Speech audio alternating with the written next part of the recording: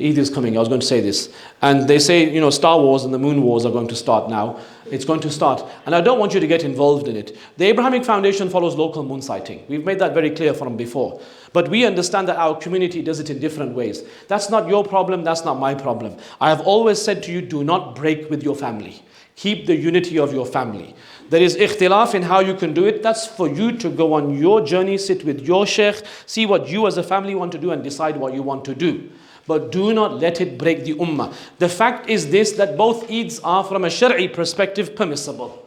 You could argue which one is better, which one is not better, but both from an Islamic perspective, according to all the fatwas in the world, are permissible. The argument is which is the preferable, more authentic one. Both of them are permissible. So if both are permissible, do not break the unity. This is an issue that will take a few decades to deal with. It will take some time to deal with. Do not make it an issue of arguing. Do not make it an issue of quarreling. There are lots of difference of opinions amongst the scholars, and this is your own personal journey. Learn about it, feel what you're comfortable with, and only if your family, your mom and dad, your brothers and sisters are all happy to do it on one day, then do it on one day. But do not break your family, for Allah's sake. Do not break your family. Do not break the unity of your family. You can go with whichever masjid you want. I swear to Allah, if you go to that masjid for Eid and that masjid for Eid, no problem. We still love you. We still have no issues with you whatsoever. But do not break the unity of the ummah of Rasulullah sallallahu alaihi wasallam. Our teachers would say, the Messenger of Allah spent 23 years of his life as a prophet.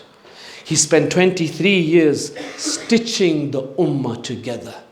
Stitching the ummah together, making brothers and sisters out of us, making us one, connecting our blood together, connecting our faith together. And today we take out the scissors of sectarianism, the scissors of they and us, and start making mincemeat out of the ummah of Rasulullah sallallahu alaihi wasallam, shredding it into pieces, sending one piece to Jahannam and the other piece here and the other piece there. Fear Allah for the sake of Allah. Fear Allah for the sake of Allah. Do not do this to the ummah of Rasulullah sallallahu alaihi wasallam, the ummah for which he cried all his life. Mutawasilul ahzan, the Messenger of Allah was a person who was in a perpetual state of depression, a perpetual state of sorrow. What's going to happen to my ummah? What's going to happen to my ummah? The Messenger of Allah went to the kafir and said, you are mine. The Messenger of Allah called those disbelievers that were his enemies. They said, you are mine, you belong to me, when are you going to come?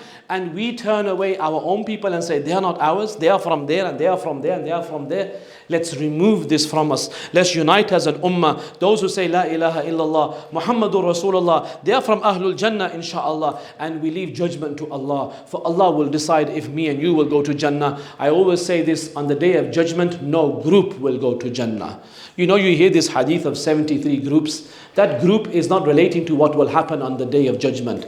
On the day of judgment, Allah will say, Nasir, come in front of me and tell me what you did for Allah. Did you pray your salah? Did you take care of your mother and father? Did you give your zakat? He's not going to say, what group did you belong to? Where did you come from? Where did you pray? What country did you come from? Nothing like that. No group name will ever be taken. No ABC group, no imam's name will be taken. No Pir and Sheikh's name will be taken. Every person will stand in front of Allah alone, and they will give hisab in front of Allah alone for their individual actions. Remember that. And if everyone will stand in front of Allah for their individual actions, then Allah will decide who will go to Jannah, not me and you. May Allah save us from ever belittling our brother and sister, forever belittling our brother and sister, whether they wear a scarf on their head or she doesn't, whether he adorns his face with a beard or not, whether they look like a Muslim or they're not, whether they have tattoos across their entire body or not. We never pass judgment, for Allah subhanahu wa ta'ala can take them and make them the likes of Umar al-Faruq, make them the likes of Abu Bakr as-Siddiq and Hamza and Wahshi. He can take them from wherever he wants and make them the leaders of this ummah. And may Allah save us that we belittle someone and he throws us in the gutter. He throws us to the lowest of the low and we are wasted. This is the message of Laylatul Qadr, of unity, of being together, of being one.